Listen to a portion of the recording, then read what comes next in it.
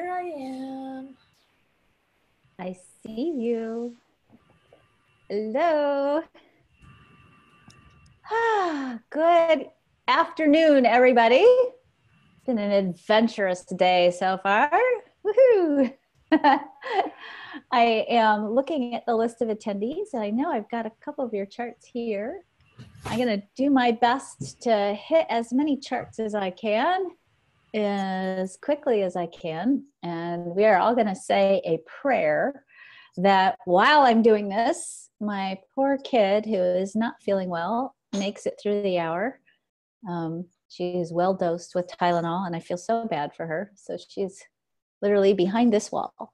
So she's going to kick on the wall if I need to end and run. So hopefully that'll be okay. Adventures of being a mom. Anyway, I hope you all are doing well. Cindy, you good today? I'm good today. Good. I am making sure that I've got... Heather says good afternoon. Good afternoon, Heather. All right. And I think I have all the charts ready to go. So I think we're ready to go. Are you ready to go, Cindy? I'm ready to go. Just make sure, since you got so many, that you tell them that you picked out juicy ones. I did. I was going to representative ones. Yes, juicy. I like juicy. I think juicy's good. But we all have juicy charts. You know, you all are very juicy. That's, to me, the most exciting part about this work is that I've never seen an ugly chart. I've never seen a doomed chart. I've seen nothing but cool charts all day long. So good. All right. So I'm going to switch us over, Cindy. So And you just let me know when we're good to go.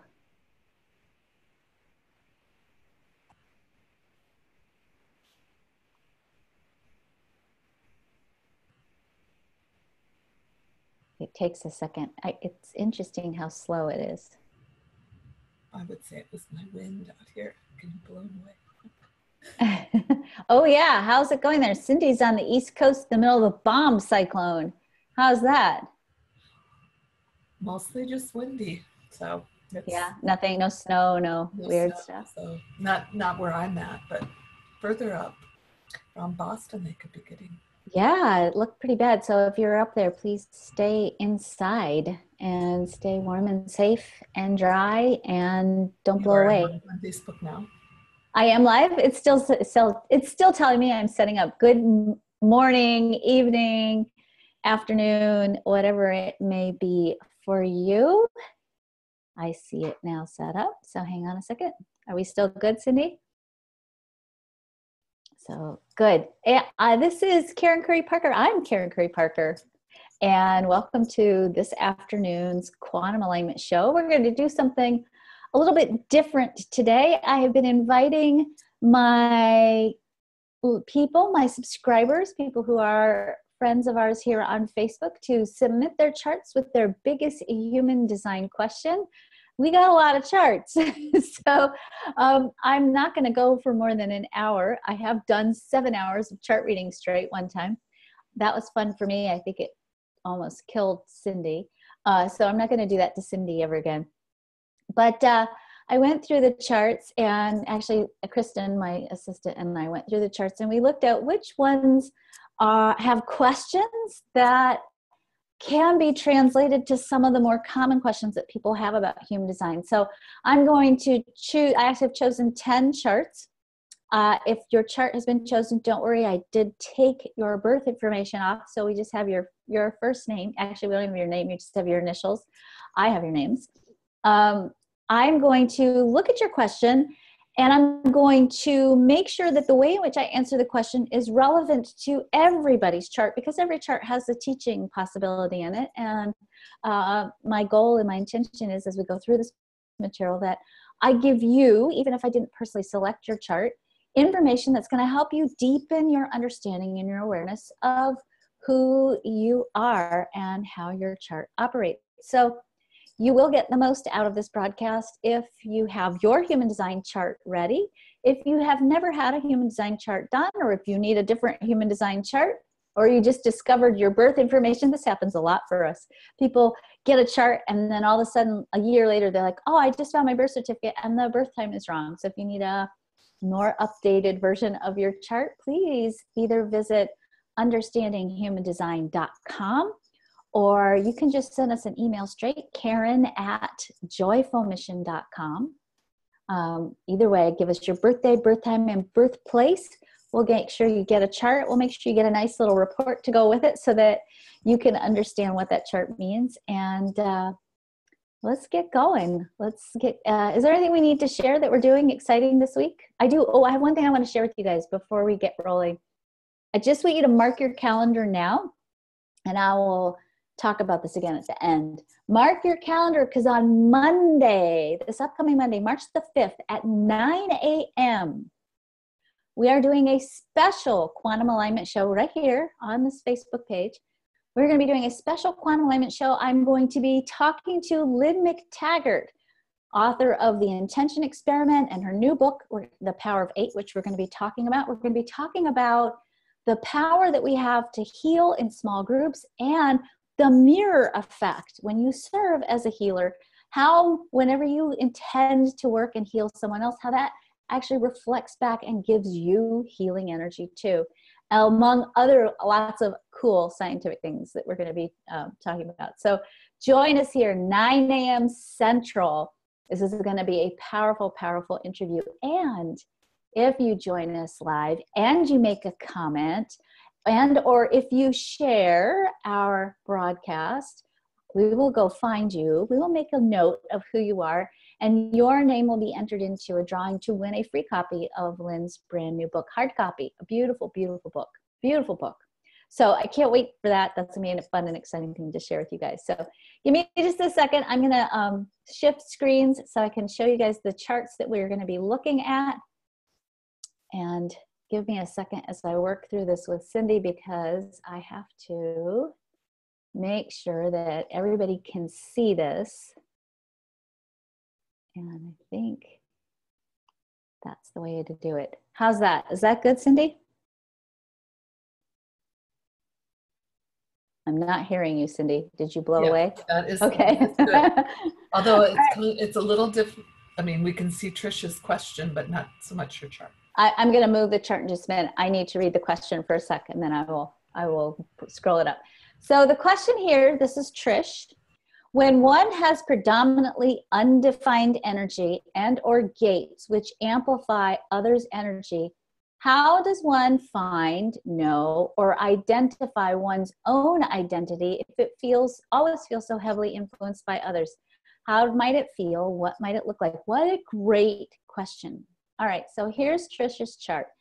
And of course, as you can see, there's a lot of whiteness in Trisha's chart. So whenever we have whiteness in a chart, this is what we call openness. Anything that's open in your chart is where you are taking energy and information in from the world around you. And that energy and information can come from other people around you. It can also come from changes or shifts in the planetary transit. So every week the sun and the earth move, and that influences the archetypes and the energies that we're working with. Other planets are constantly in movement. As the planets move, they are bringing us or highlighting for us different archetypal energies. And if you have a lot of openness in your chart, that planetary movement will also impact your energy. So when we look at a chart and we say, okay, if you have a lot of openness in your chart and you're constant, this is what Trish is asking, you're constantly receiving energy and information from everybody else, and you don't just receive energy and information in your openness, you actually receive it and you amplify it. Because you're experiencing these energies in an amplified way, it is very easy to feel like you're being hijacked by the energies around you, or for you to mistakenly identify with the energies that other people are bringing to you, because you're feeling it, you're sensing it, you're feeling it and sensing it in a big way, and it kind of takes over your system. You are not supposed to become other people's energies. Openness ultimately has the role of being wisdom. It's through our openness that we experience all the permutations and possibilities of these energy centers. So we look at Trisha's chart as an example. You'll see on the right-hand side of Trisha's chart, she has a white triangle, a big white triangle. It's just sort of underneath and over the little triangle kind of towards the middle. So that white triangle there is called actually, let me see if I can draw on it. I don't think I can draw on it in this format. That, if you can see my mouse, I'm circling it right here. That center is called the emotional solar plexus. So when somebody with a chart like Trisha's has that triangle colored white, so half of you should have this center white on your chart, that means you feel other people's emotional energies. You are empathic by design. So you are emotionally empathic. You sense and feel how other people feel. You take that in and you amplify it. A couple things happen with openness. Number one, wherever you have openness, there's a tendency to have predictable behavioral patterns based on your openness. So I know when I look at your chart, if you have the solar plexus, this center open in your chart, I know that dealing with conflict or even speaking your truth can sometimes be a problem for you, because people who have this energy center open tend to want to tiptoe around difficult conversations because you don't want to get blasted with somebody else's emotional energy. So there's a tendency when that center is open to sometimes not be authentic, to kind of hide yourself away because you don't want to experience the intensity of other people's emotional responses. The same is true for all the other centers. Wherever you have openness, there is a tendency to have a predictable behavioral pattern that maybe you've cultivated over time. Now, the question that Trish has is, well, how do you stay true to yourself when you're constantly being blasted by other people's energies? So the first answer, and actually this is part of your chart, Trish. If you look at Trisha's chart, you'll see she has a 2 right here. This is part of her profile. She has a 6-2 profile. The 2 energy there makes you a hermit. And one of the things I'm going to say is, if you have a lot of openness in your chart, you need a lot of alone time. You've got to have that alone time because it really helps you calibrate your energy so that you can get back into the integrity of your own energy system and your own design. The second thing is, each human design type, and Trish is a generator, each human design type has a decision-making strategy. The more you follow your decision-making strategy according to your type, the more you also start to make decisions that bring you back into alignment with your authentic needs, your authentic wants and desires. And this is the other part that's a little bit more advanced, but kind of cool and really powerful to think about. The experience of other people's energies in your own energy field is actually part of who you are. We have a tendency to talk about human design as if we are the stuff that's colored in and everything else is like adjunct junk in our chart, right? It's not us. I'm going to say that you are your openness. The wisdom and the malleability and the fluidity of what you experience in the rest of your being is actually part of who you are. So I look at this chart and I say, okay, first of all, here we have somebody who is here to respond to opportunities to make different, unique, and powerful choices in the world. And ultimately, the work of the world that this person does, that Trish does, is about changing the world, changing the nature of how we do abundance in the world. In fact, I would say, Trish, you are a revolutionary agent around the idea of creating abundance in the world. For you to become the most exalted expression of that energy, it's in the experience of all the openness that you have, the way you understand what inspires people, the way you understand how people think, the way you understand how people speak, and how you are able to change the way you speak to best meet the needs of other people, the way you get people's sense of values, the way you understand their emotional energy, the way you get what drives them, the way you understand the nature of what keeps them safe and how they tap into their courage. All of this information is information you master in your openness. And that mastery ultimately helps you become the fuller expression of the defined, more consistent or fixed parts of your chart. Second question comes from Kat S. She says, what is the projector's role in the new earth? Ooh, I like that question. Sustainable, quantum aligned new earth. And what services can they provide? All right, so I'm going to actually give you guys a weird answer because this is a weird answer. So I may see people clicking and hanging up as we go into the weirdness here. Or I may see people going, ooh, all right. when you look at the nature of the creative process, the human creative process, when we are in the process of manifesting things into our physical reality, before we manifest them into our physical reality, we actually hold the potential for manifesting something in our energy field. We call this the subtle body, or the subtle body template. If you've ever had acupuncture, or you've used homeopathy or essential oils or flower essences or any kind of energy work, those kinds of modalities are actually working on the subtle body level. If you have ever read or heard of the morphogenetic field, this is based on the work of Rupert Sheldrake, who is a conscious evolutionary biologist and an amazing, very, I think, insightful human being who I hope we're going to get on our show sometime soon, very soon. That energy template holds it's actually the blueprint for what you've manifested in your physical world. So if you go to an acupuncturist and let's say you have a pain in your knee, a good acupuncturist is going to be able to assess that there's a disruption in the energy template, the blueprint, the subtle body template of your physical form. And the good acupuncturist will be able to address that energy flow issue and handle it on the energetic level. Anytime we create something new in our world or in our bodies, in our manifest reality, it's created first in that energy template or in that energy blueprint. I believe that the role of the projectors in the evolution of the new world is to first and foremost, because they are here to be wise about life force. Projectors know what's possible in the fulfillment of the potential for humanity. Projectors are here to hold the energy template of the evolving world in place.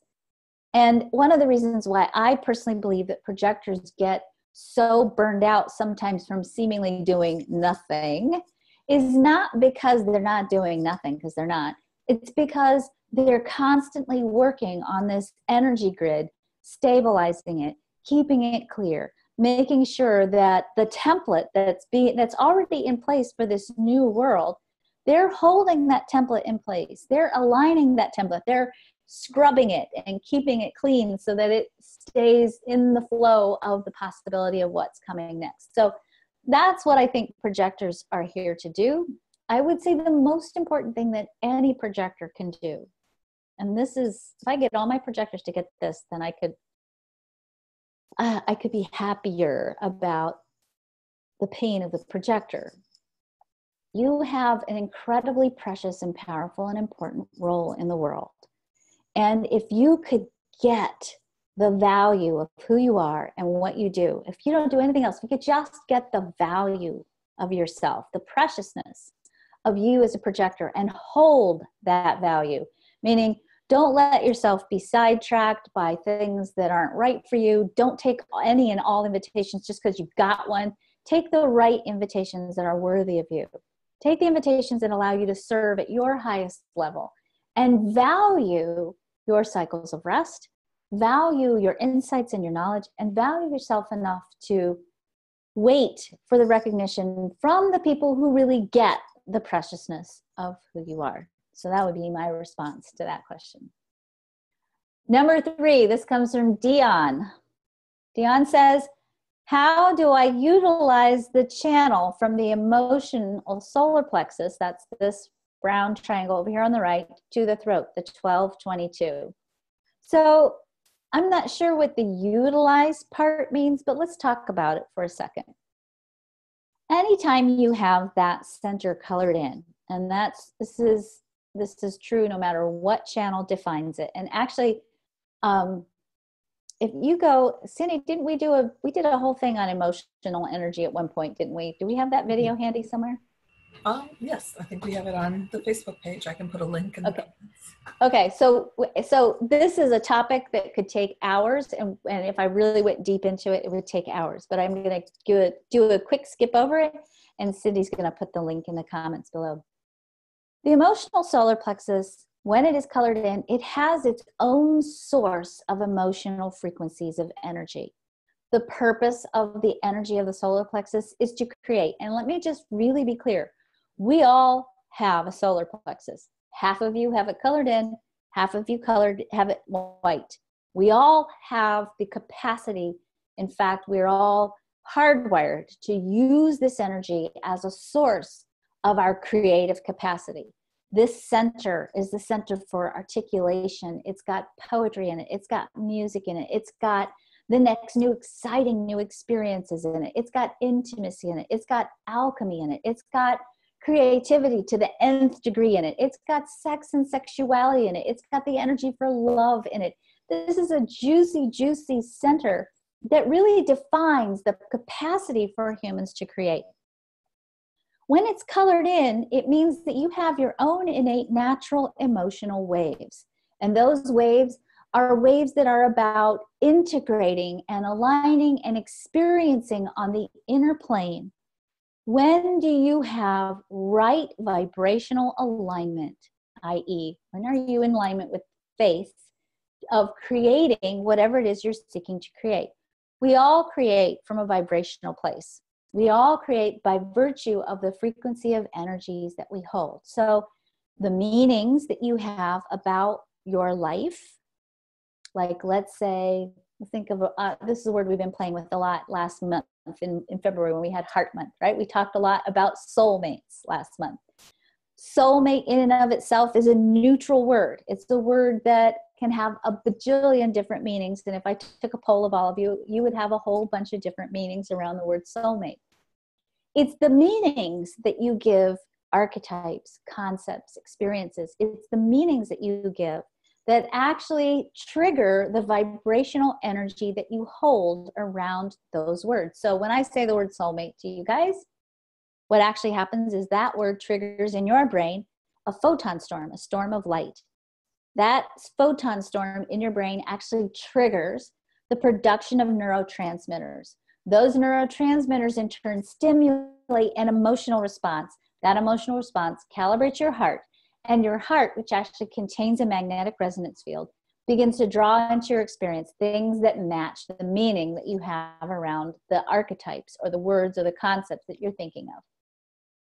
The solar plexus has the role of holding the frequency of energy or reacting to the frequency of energy that you create in response to the meanings that you have about ideas and concepts. When you have an open solar plexus, it means that it's a little bit easier sometimes, depending on where you are and depending on how clearly you understand the nature of how you are hardwired. It's a little bit easier to drop into the energy of faith and to hold that frequency, that creative frequency of faith a little bit more consistently, if you understand how that center works. When your solar plexus is defined, it means for you to find the baseline frequency of faith in your creative capacity, you need to wait over the course of time. And you need to make sure that over the course of that time, you're continuing to come back and check in with where are you at with your meanings? Where are you at with your faith? That is ultimately how the vital part, there's a very, very, very pared down explanation of the vital nature of how this emotional energy works. The 1222 has what's called an individual emotional wave, which means it has the tendency to have pretty big swings in its own emotional frequency.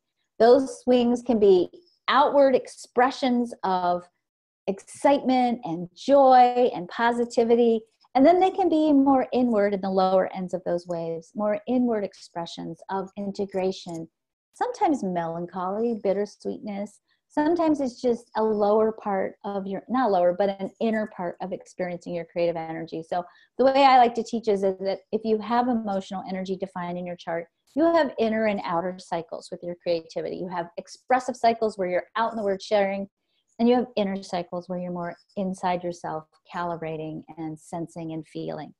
The 1222 has a theme that's all about surrender and trusting in having faith spiritually.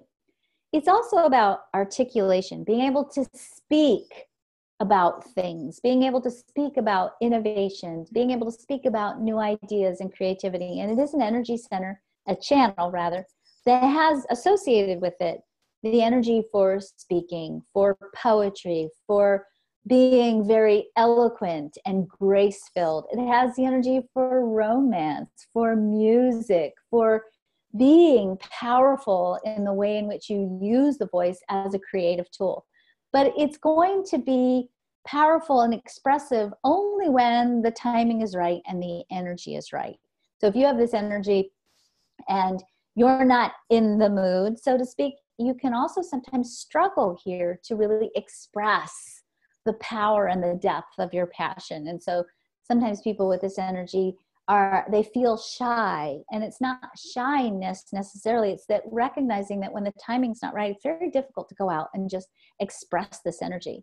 The highest expression of this energy, you are a transformative creative agent. It's through whatever you create in the world, whatever you express, that you change the nature of how people perceive and feel about themselves and the world. So it's a very dynamic and juicy, beautiful, passionate energy. The best way, let me see, to utilize the channel, here's what I'm going to say. For you, respond. You're a generator. You're a generator actually with a lot of energy for music and sound in you. So I don't know if you do anything with sound, if you're a sound engineer or you're a musician, but you certainly have a lot of that in your chart. I would certainly say respond. And before you actually act on whatever it is that you respond to, make sure that you're in the mood and it feels right for you, which means don't leap into things. You're not here to be spontaneous, even though sometimes with your chart, boredom might make you leap into things. Wait until it really feels like the timing is right and then act. And you may need to experiment with what that timing feels like for you. But certainly I would say when the timing is right, when you respond as a manifesting generator, the capacity that you have to transform people with your stories, your voice, your ideas, the sounds you make, the passion you carry is phenomenal. Next question comes from Anik. I hope I'm pronouncing your name correctly. Anik says, I have all of my centers except the root defined. I wondered in my chart which gates or open channels are themes of conditioning that I can become conscious about. And am I always very, very great? And I am always very grateful for more info on the tribal wave. All right, let's talk about the tribal wave. And well, let me just say this. Any channel that's white in your chart is going to be a channel that carries conditioning. That's going to be a conditioned channel for you. So it's a little bit of a tricky question to answer. So I can't exactly say, oh, these are the channels that are going to get conditioned. All of your channels that are white are going to get conditioned. What I will say is this. You're triple split. So I hope you guys can see. Is everybody able to see my cursor? Yes. Okay, so I'm going to circle this. You have 3 separate groups of energies in your chart that are connected to each other, but not connected to other parts in the chart. So you have head in the ajna here. Then in your second split, you have the throat center, the spleen, the sacral, and the G center. So this is your second split. So if you can kind of see where I'm circling this, these centers are all connected to each other, but not connected to this group of energy over here, the will center and the solar plexus. This is a split over here. You are probably most familiar with the energy in this split here because it makes it to the throat. And anytime we have anything connected to the throat, that tends to be what we are most aware of. So if you look at your chart, any of you, and you see what gets to your throat center, that's the square right here. Whatever gets to the throat is what you identify with the most in your chart. That's what you're the most aware of. When I see a head in an ajna that's cut off like this, I mean, not cut off, it's not cut off. You have a head in an ajna. I mean that it's not connected to the throat energetically this way, when there's a lot of openness here. It means that you are designed to share the knowledge of your mind, and you have a lot of brilliance up here in this mind. You are here to share your knowledge when you are asked. This is the perfect design for a teacher, or the design of somebody who's here to teach what they know. So I would certainly say for you, you probably really like the gates. You need to like it when people ask you questions, because then you know stuff and you don't know what you know, but you know when they ask. You may like the channels, or you may be most conditioned by the channels that connect here. And probably you like the channel 4323 the most because you have a lot of individuality in this aspect of your chart right here. And the 4323 is an energy that matches this stuff over here pretty nicely. But you also might really always find that you're very much attracted to the gate 25 right here, because if you get into a relationship with people who carry this energy right here, that's over to the on the right hand side of this yellow diamond, the G center, that energy actually connects. It actually bridges the two splits below the throat center. And all of a sudden, all of this stuff over here that you don't normally have access to because it's not connected to your throat, suddenly gets a connection to the throat, and it's most juicy. Now, let's talk about the tribal wave. Okay, as I remember I said in the last, when we looked at, I'm sorry, I apologize, I forgot your name, Dion's chart, we talked about the 1222 and the emotional waves.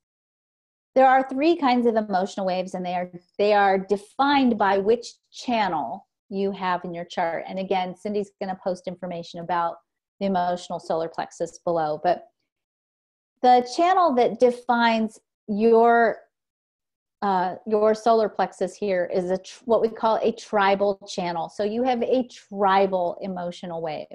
The tribal emotional wave has tiny little undulations. It's not a huge, dramatic, passionate kind of an energy unless, and this is the big unless something happens with the people you love or something happens with the status of your relationship. So if you have tribal energy in your chart and it's emotional, so that means you would have either this channel that's colored in right here, or you would have, if you can see here from the sacral to the solar plexus, this channel right here colored in, or if you had this channel right here colored in.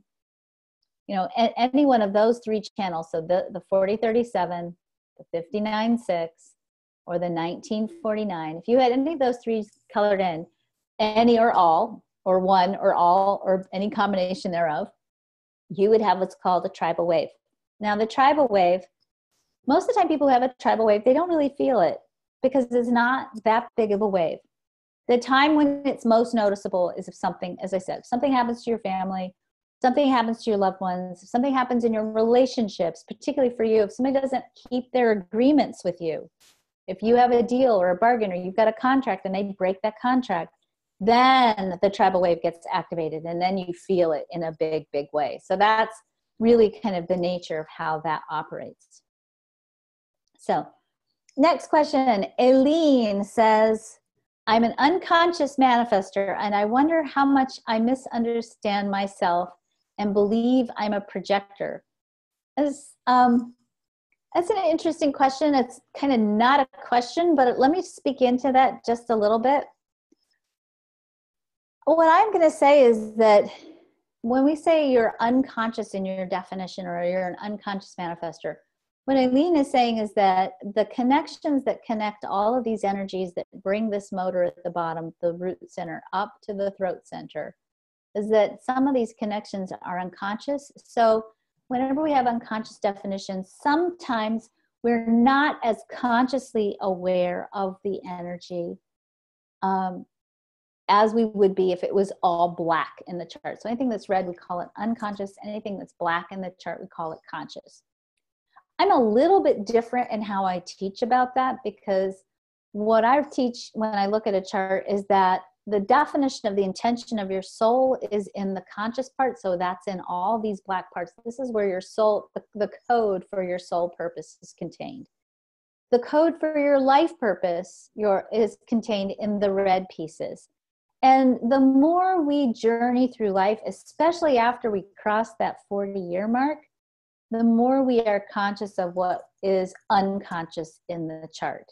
There's an awakening that happens as we cross into the midlife that allows us to be more conscious of who we are and how we operate.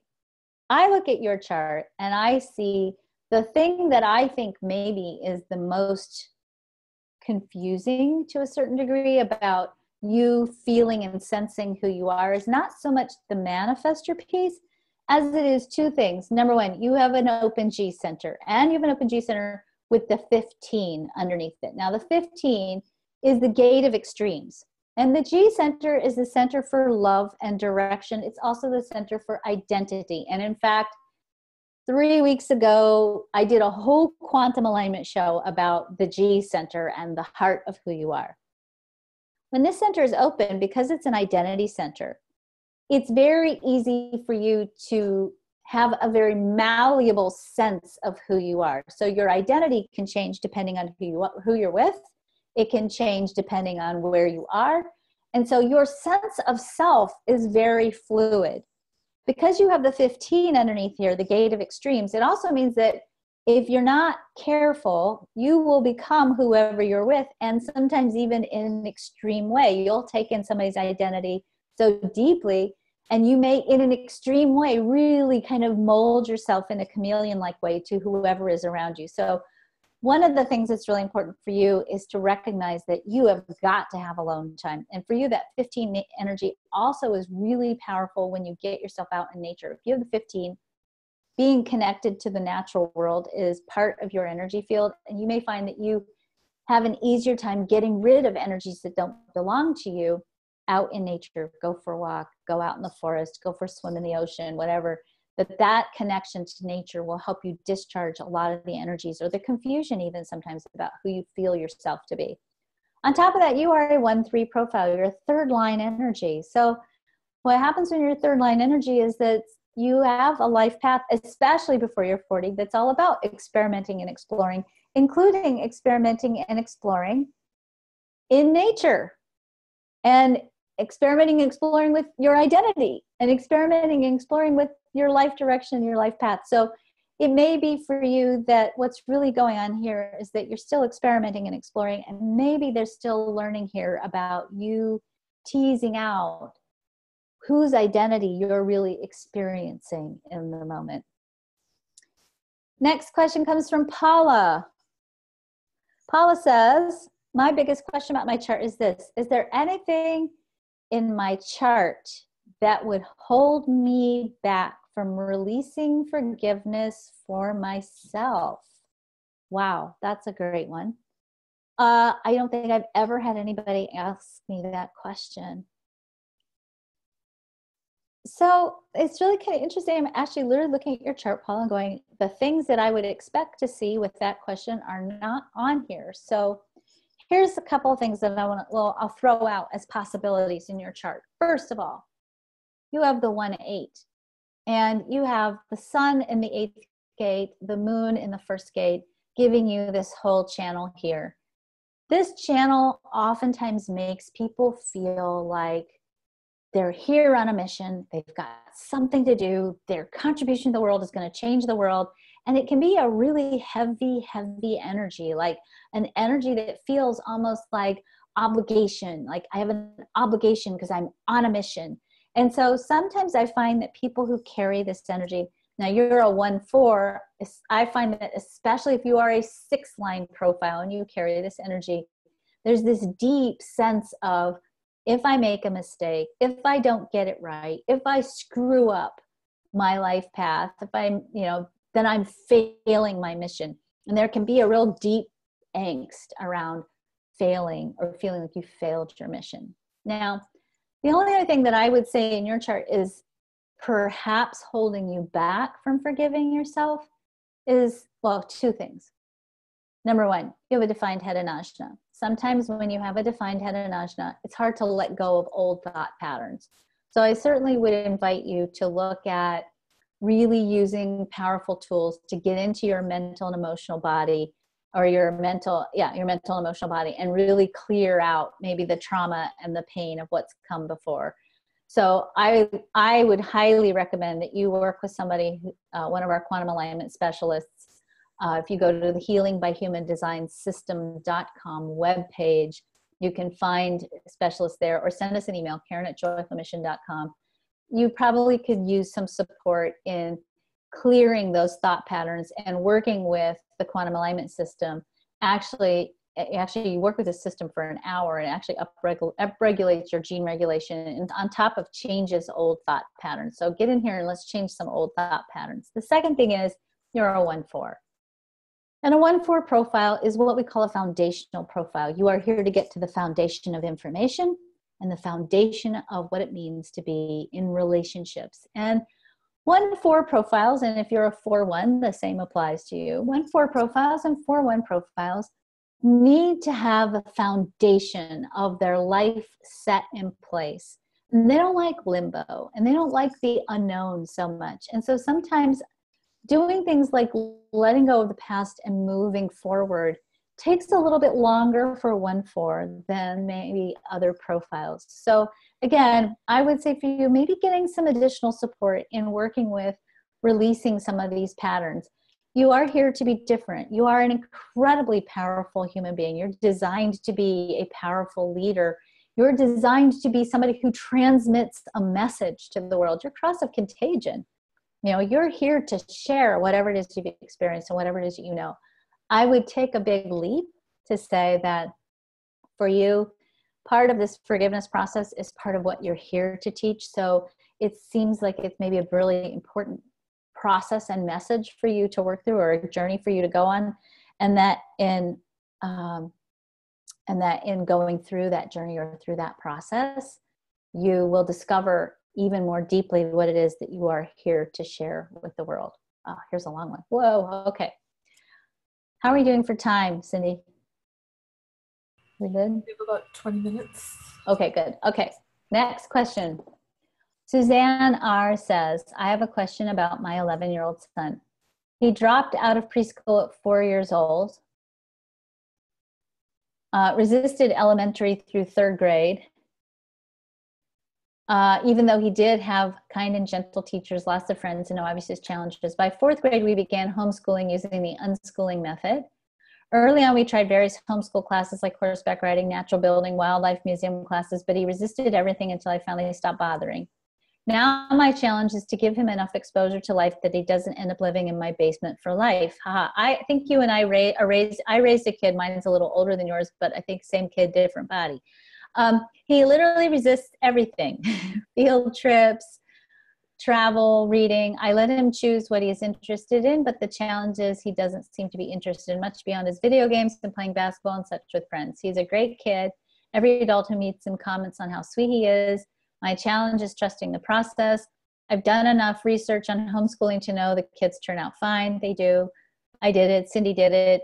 I just worry that all his friends and other kids I know have defined interests that can be nurtured. Alex doesn't seem to have any beyond video games. So I'm hoping there's something in this chart that can set my mind at ease or direct me in the best way to work with him. He does need a lot of autonomy. Yes, everybody needs autonomy, which he gets. Okay, couple of things.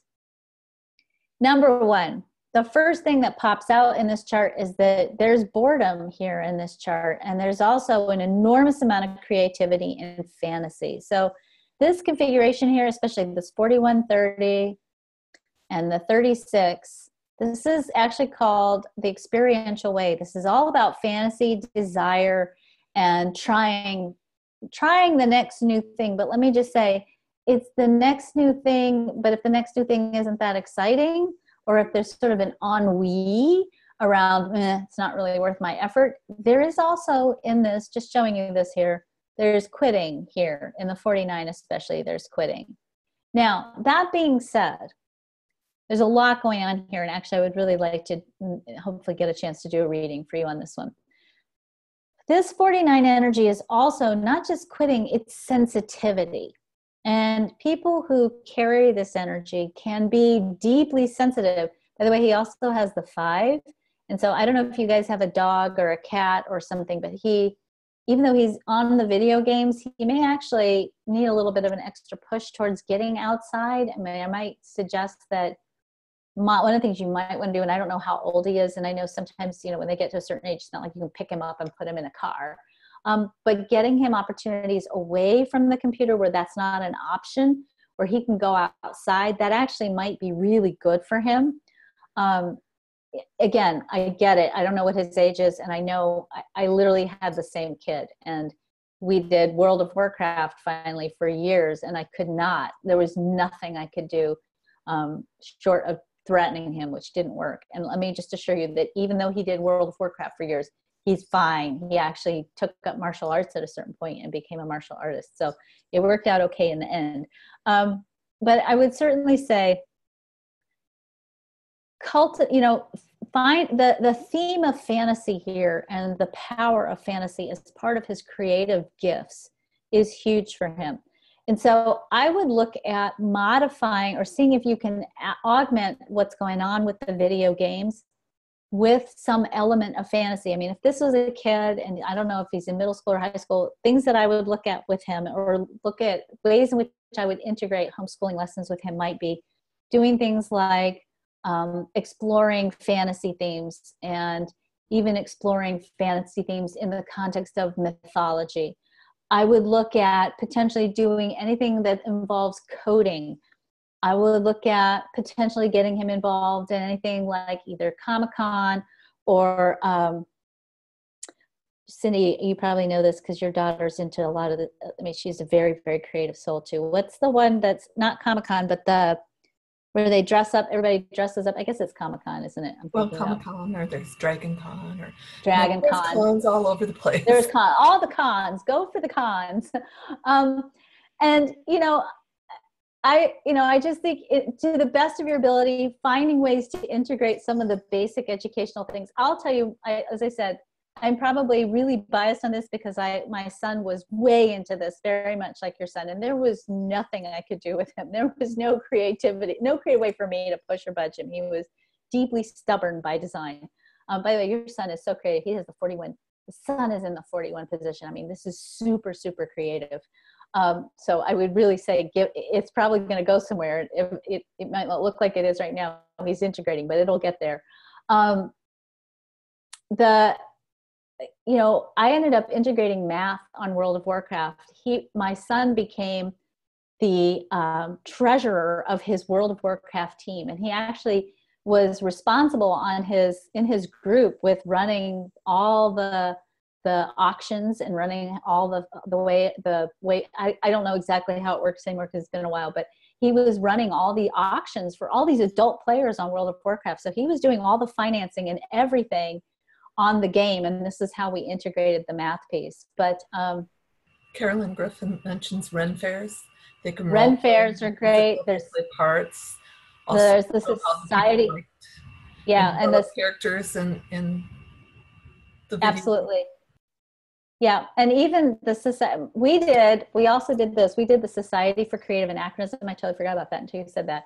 So my son got into sword fighting with a bunch of guys who went to Renaissance Festival. That was their gig. And as I said, he eventually morphed it into mixed martial arts. It took him a while, but he got into mixed martial arts, and now he's a vegan, and he's a very activist vegan, and he's a vegan athlete, and he cooks and he has like a vegan video show that he does, and he does a lot of stuff around that. So it did come out okay. I think, trusting the process is sort of tricky. I think, especially, honestly, and Cindy, you can confer for any homeschooling mom beyond human design. I think homeschooling is sort of sometimes can be a scary process because you don't know what the outcome is going to be. But but it all works out. It all worked out. I think you're doing fine with letting him trust his process. I would just, as I said, see if you can't find opportunities where at least, even for a week or two, you have a little calibration breaks throughout where you allow him to go out. Set it up to where there's no other option but to go outside, because he does have those connections, and that does help him a lot, especially with, just not being in front of that screen all day long. Rhythmicity and consistency is also super important to him. So making sure you've got schedules. He may not like it, but it actually serves him and benefits him really, really well. And as I said, he's sensitive. Oh, is that it? Is that it? I went through everything already? Dun, dun, dun. All right, cool. I'll just get out of here. There were a couple questions that came in. Okay, let's do questions. I did it. I didn't think I would make it. So. From Facebook, Harry Petrie from South Africa, Johannesburg. Hi, Harry. Can you explain the 360 format energy? So, all right, let me open up a chart just to show you guys where that is.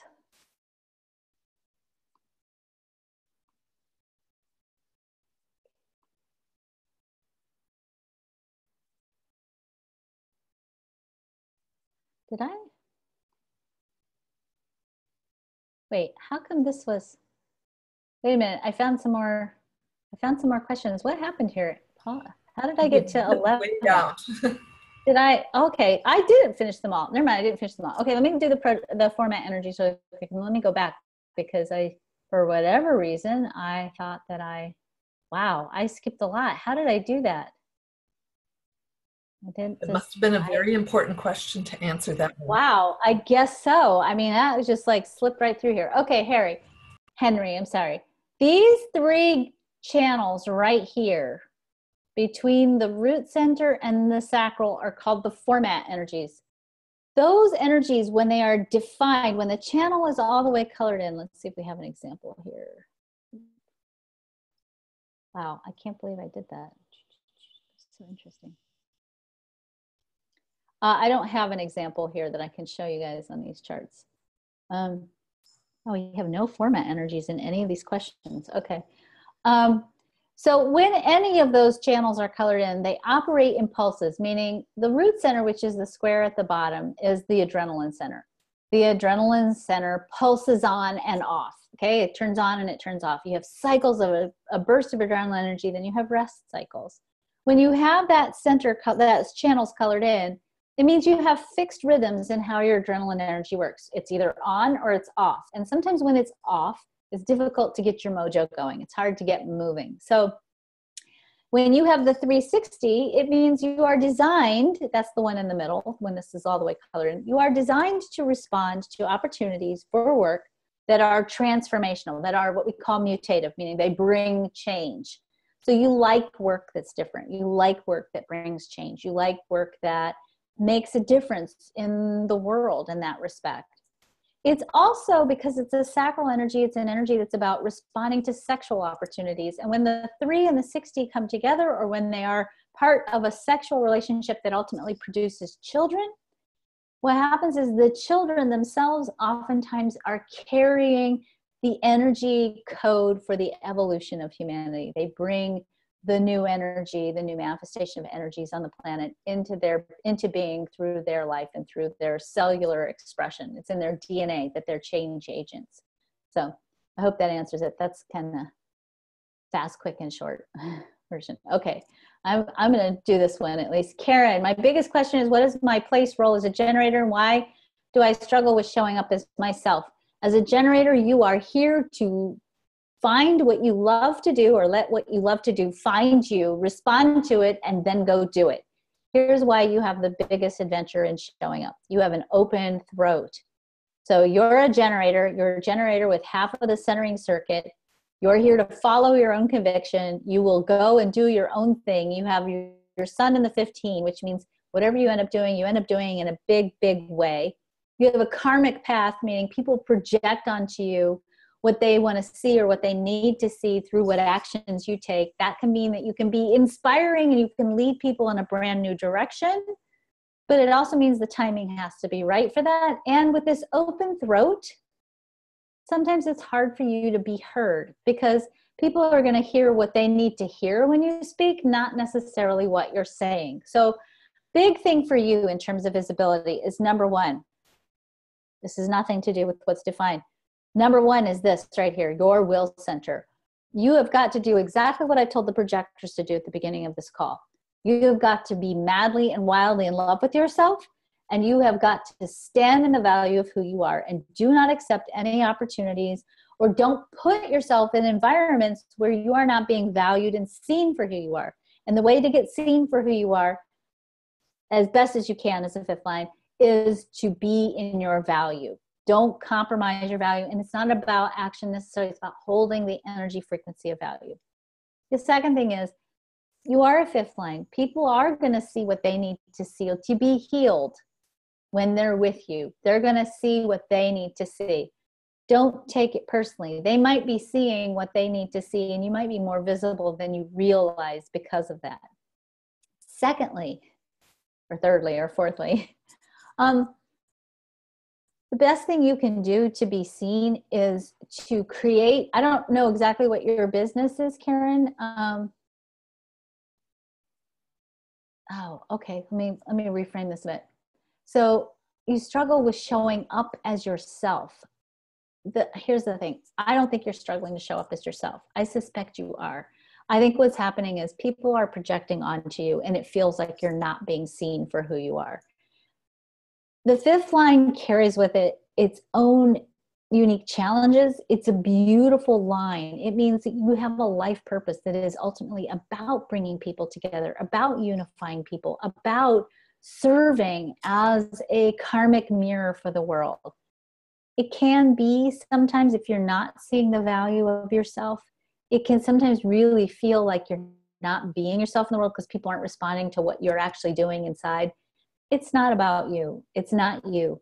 Your aura is serving a function. Your aura, your sole purpose is to reflect back to people what they need to see for them to heal. So I want to invite you to step out of this whole story of why do I struggle with showing up as myself? Because I don't think that's the struggle. I think the struggle is people aren't seeing what you think they should be seeing because they're seeing what they need to be seeing instead. So what if you changed that story to, I serve the world and I am seen in the world as a reflection of what people need to see in order for them to deepen their own healing. That is my role in the world. I serve as a karmic mirror so that people can be more closely aligned, discover more closely what they need to see and what they need to heal to be more deeply aligned with the truth of who they are. That's your life path and that's your purpose. I hope that helps. Okay. Dun, dun, dun. Okay, this is going to be our last one. You ready? I'm ready. Okay, Trish says, I struggle with being visible. Wait, wouldn't we just do this one? And I'm not sure if this is part of my human design or if I'm letting resistance stop me from being consistent. Oh, two things. As I start and then stop, then when it comes to being visible publicly for my business. Okay, two things. Number one, you have the gate 15 and you're using the word consistent, and that's an oxymoron. If you have the gate 15, you are not designed to be consistent. You are designed to be in the flow of what's necessary in the moment. And that means you may have cycles where you are on it, you are posting on social media constantly, and it feels good and right and aligned. And you may have cycles when you're like, nope, I want to not be on social media. I want to go away. I want to go do my own thing. You have got to allow yourself to follow the flow, because the more you follow the flow, you know, your inner being knows what's necessary in the moment. And to try to hit it with to be consistent with it, that's not your MO. You're not designed to be consistent in anything. So if I said, okay, Trish, here's what I want you to do. I want you to go meditate every morning at 5 o'clock in the morning. You would do it for 3 days. And this is true for anybody that has a 15. You would follow your new habit for 3, maybe 4 days. And then you'd be done following it because you can't, because you have the gate 15. So do what's right for yourself in the moment. Set general guidelines and do your best to follow them, but do not try to put yourself onto some kind of schedule or consistency, because it's not your nature. And you'll burn yourself out trying to be consistent, because you're not supposed to be consistent. You're supposed to be in the flow. That's the first issue. Second issue is you have an open throat. So if you're pushing with your lack of consistency that you don't have out into the world, people don't hear you when you're pushing. Okay, you need to be aligned with the flow. Let me tell you something. You have this channel right here, the 3410. You are like, and the 3410 married with this 15 energy, you have an extra giant aura. If you stop trying to be seen and sit back and let people see you, let them find you, they can't help but find you. Your aura hits them 30 minutes before you even enter the room, because you have a giant aura and you pull people into your energy field. Stop trying so hard. That's what I'm lovingly and gently going to say to you. Stop trying so hard and trust your own inner flow. All right, good. All right, that's it. I did it. At least kind of did it. We should do this again, because with the amount of questions that came in and everything. We did. We had bunches and bunches. So I just want to say thank you to everyone who did submit a question. We'll do this again. So if I didn't get to your question, I hope you learned something anyway. I hope you got a lot of information out of this. Is there anything else, Cindy, that we need to look at or talk about? I have 2 things I want to say before we go. No, because we're right on the we're right on the gentle ding. So Cindy is my timekeeper. Otherwise, I'd be here all day. Thank you again for everybody for joining us. Two quick things. All Human Design products are on sale for the month of May. We call it March Madness. It's madness that happens because I go mad. March. So what I say? Mad, you said May. I'm so mad. I don't even know what month it is. It's March. It's not May. Although I did see some trees are budding finally up here.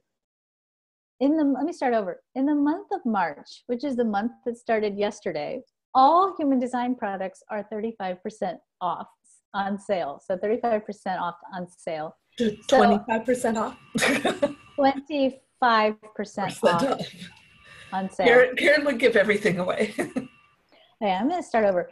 So there's stuff on sale, and it's all Human Design products are 25% off on sale in March this month. Cindy's going to post information below. It won't be ready until tomorrow. So tomorrow we'll make sure you guys all get information. We'll post it here. And if you're a subscriber, you'll get an email about it. If you're not a subscriber, go up to the top of the Facebook page over on the right-hand side and click the little button there, and you can subscribe and get information about all of our products. Second thing, just a reminder, Monday at 9 a.m. Central, right here on Facebook. I will be interviewing Lynn McTaggart. She's going to be talking about her new book, The Power of Eight, and talking about the intention experiment and other interesting and really amazing new research that she's been studying and sharing with us. So we're going to talk about the power of small groups to actually heal and what happens when we gather in small groups with the intention of healing. Again, thank you all for joining me. Have a wonderful weekend, and I'll see you all on Monday, I hope. So